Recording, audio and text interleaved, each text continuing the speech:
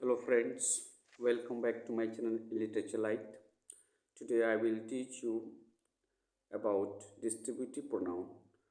So let us see how many kinds of distributive pronoun and what is the uses of distributive pronoun. I will teach you today in details.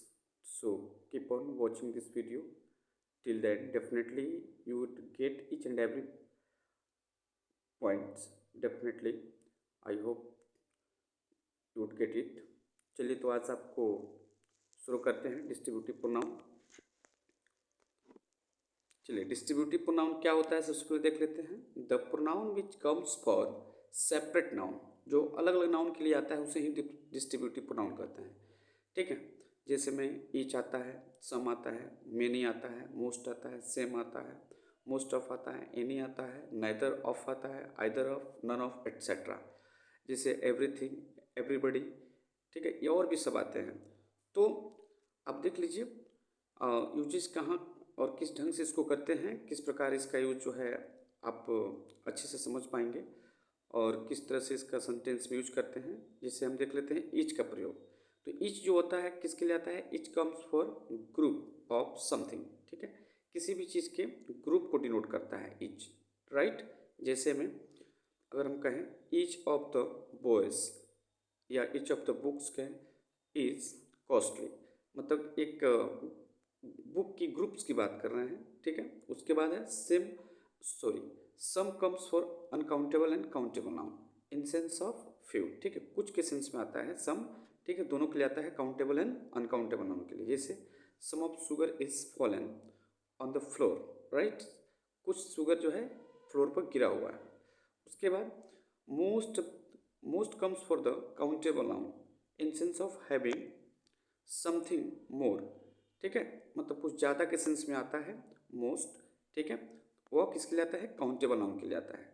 जैसे आप देख सकते हैं example में, जैसे दिया गया है most of the books are, ठीक है, most of the books are torn, मतलब ज़्यादातर किताबें फटी हुई है।